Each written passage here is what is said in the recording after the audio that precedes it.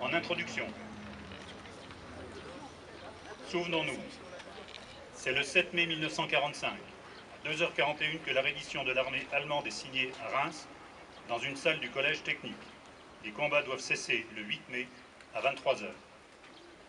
Ceci provoque la fureur de Staline, qui veut que la capitulation de l'Allemagne soit signée dans la capitale, à Berlin, où les soldats de l'armée rouge règnent en maître. L'exigence de Staline est honorée et une nouvelle signature a donc lieu le 8 mai dans la banlieue est de Berlin. L'acte de capitulation doit entrer en vigueur immédiatement. Ce conflit laissera un bilan sans équivalent dans l'histoire, avec plus de 60 millions de morts militaires et majoritairement civils, dont 400 000 Américains, autant de Britanniques, 600 000 Français, 8 millions d'Allemands, 10 à 15 millions de Soviétiques, etc., etc. Début de notre cérémonie du 8 mai 2007. Garde à vous!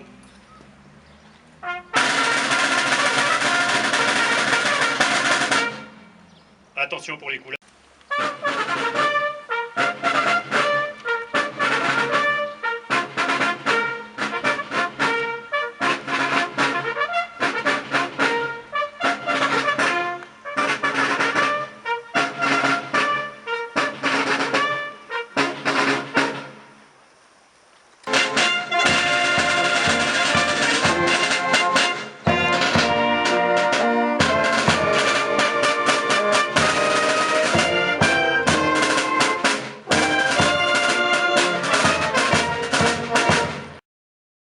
Caporal-chef Petit, au nom du président de la République, nous vous conférons la médaille militaire.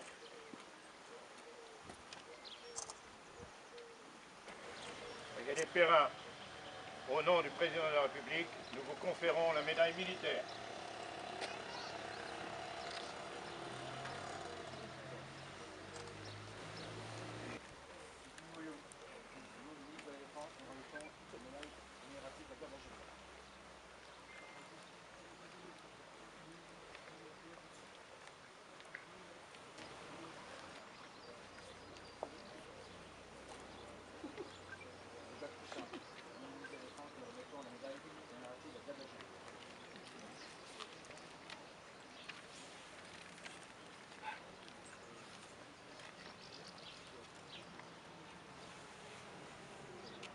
Deuxième médaille.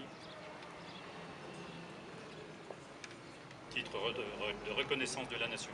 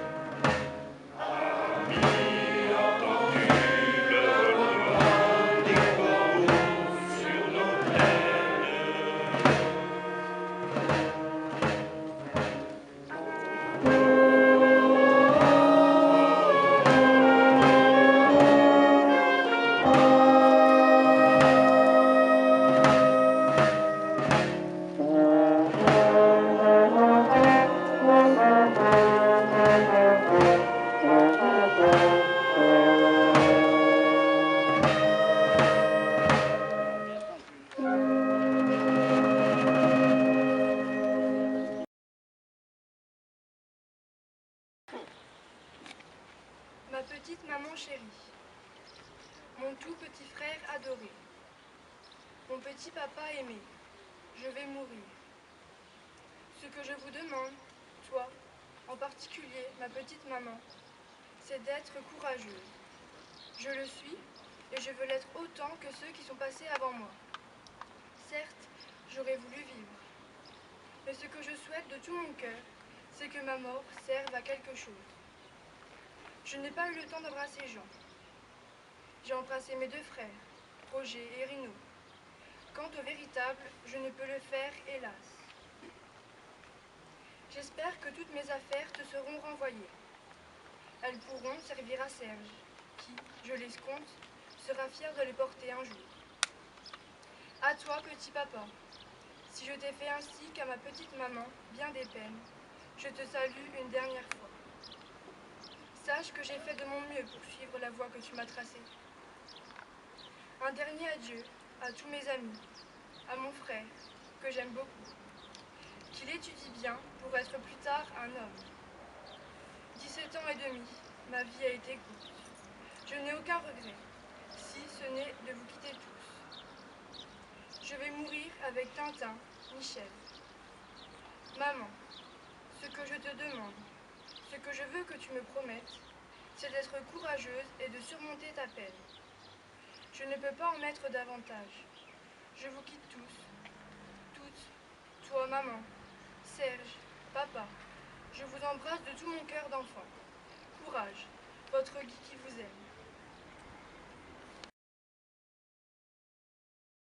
Maintenant le second texte. Le 8 mai 1945, l'acte de capitulation sans condition du Reich sera signé à Berlin. Le même jour, à 15 h, le général de Gaulle annonce à la population française la fin de la guerre dans un message radiodiffusé. Voici son allocution, lue par Baptiste Chanet, élève en troisième au collège de Châtenois.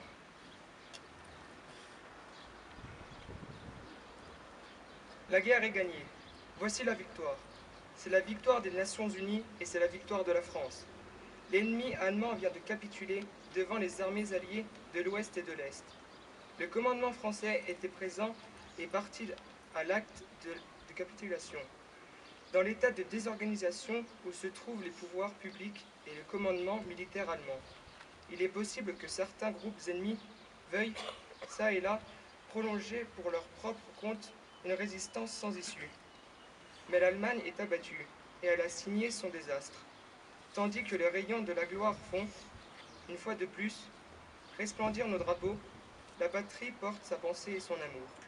D'abord vers ceux qui sont morts pour elle, ensuite vers ceux qui ont, pour son service, tant combattu et tant souffert. Pas un effort de ces soldats, de ces marins, de ces aviateurs, pas un acte de courage ou d'abnégation de ses fils et de ses filles, pas une souffrance de ces hommes ou de ces femmes prisonniers, pas un deuil, pas un sacrifice, pas une larme n'auront donc été perdues.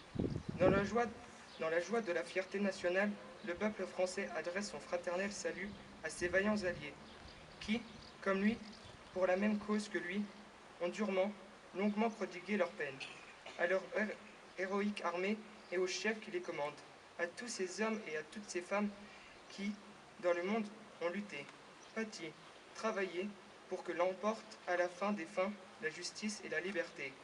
Honneur, honneur pour toujours à nos armées et à leurs chefs. Honneur à notre peuple que des épreuves terribles n'ont pu réduire ni fléchir. Honneur aux Nations Unies qui ont mêlé leur sang à notre sang, leur peine à nos peines, leur espérance à notre espérance et qui, aujourd'hui, triomphe avec nous. Ah, vive la France!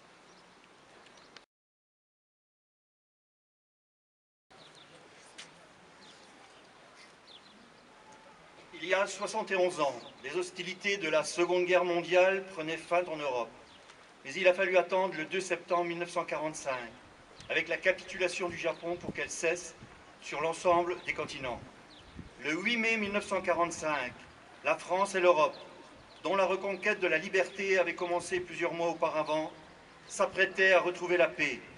Dans ce combat terrible qui avait opposé le nazisme aux valeurs démocratiques, celle-ci venait de triompher.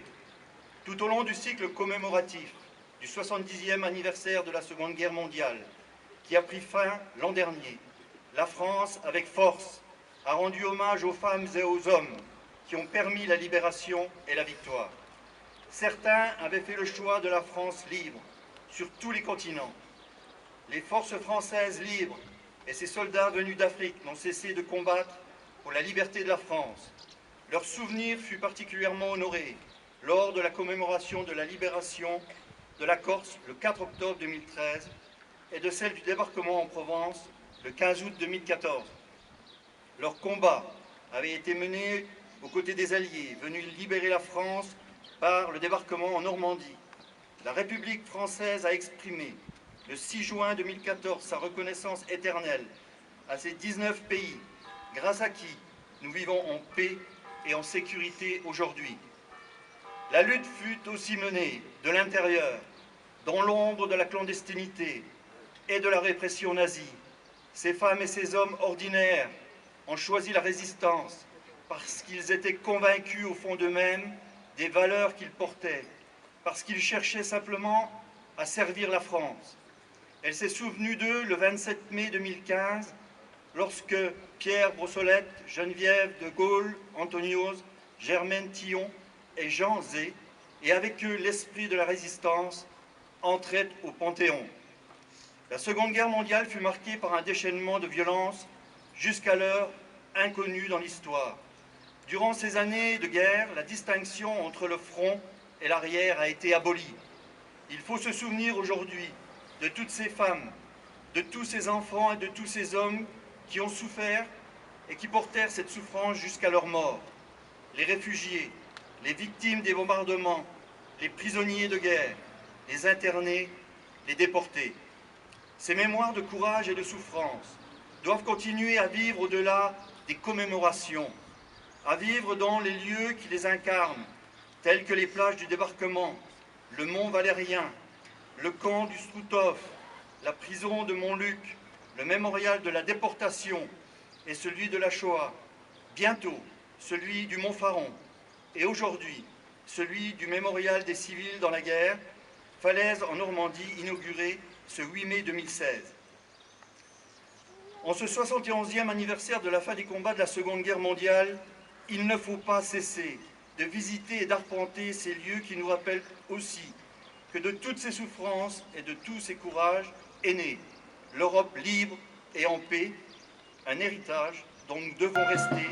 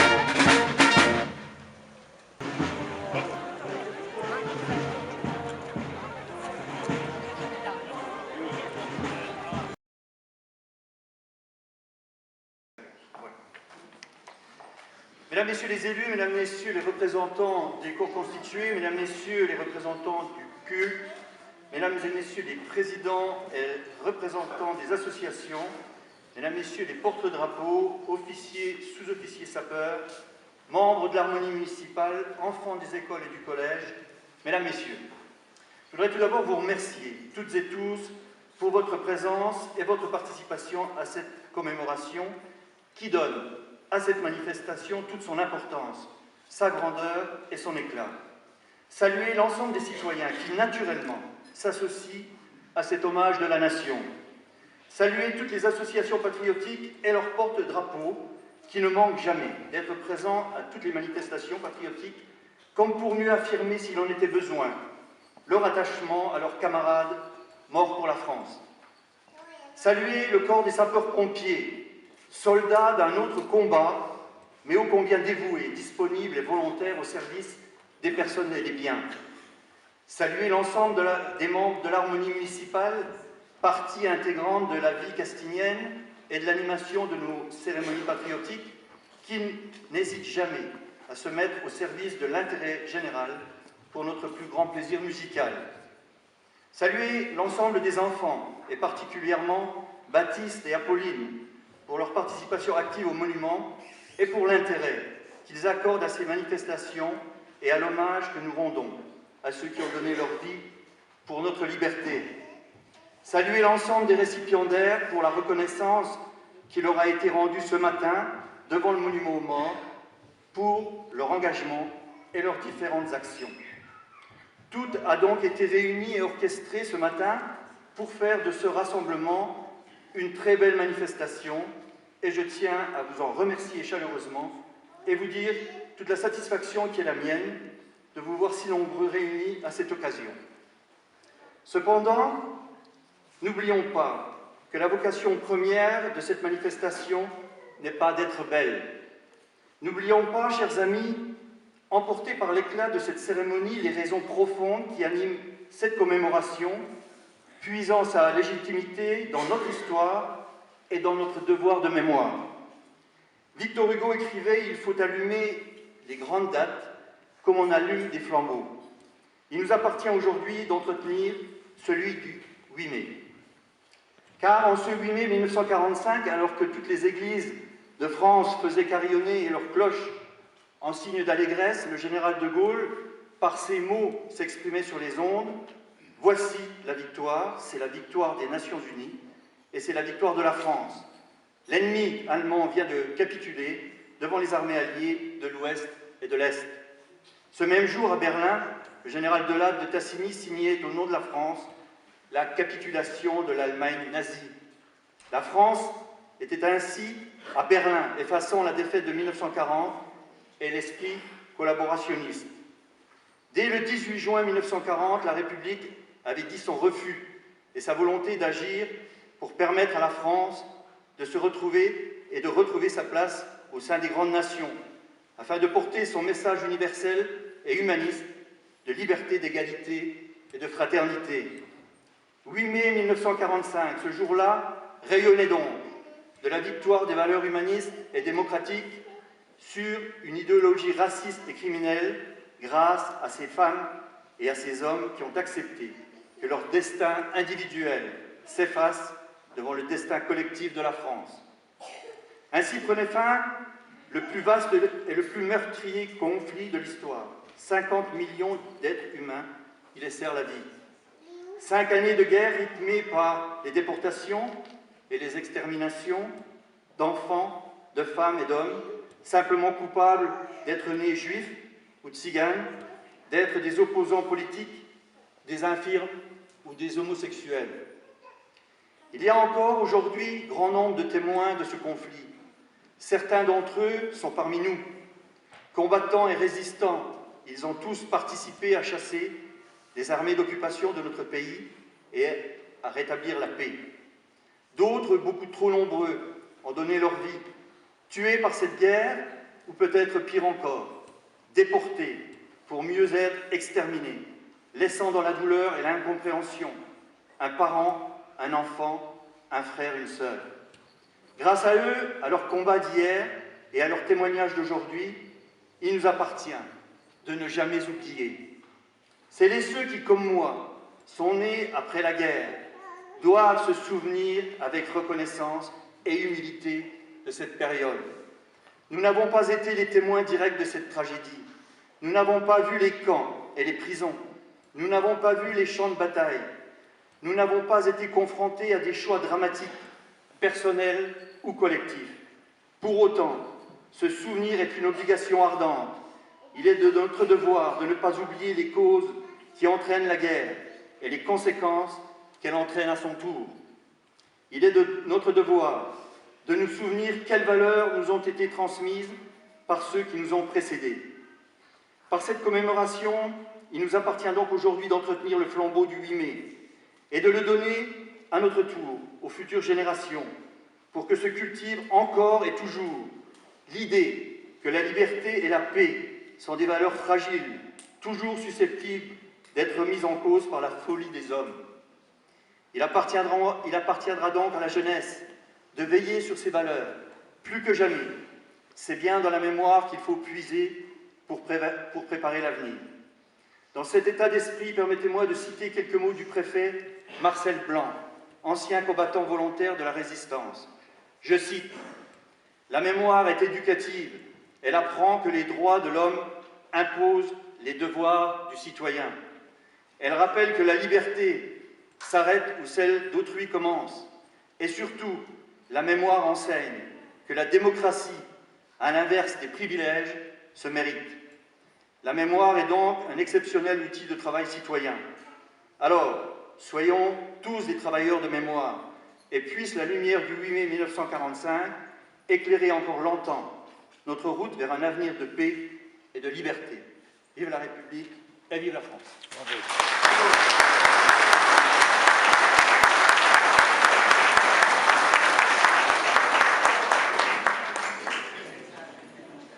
C'est bon, donc maintenant, nous vous invitons donc à lever le verre de l'amitié.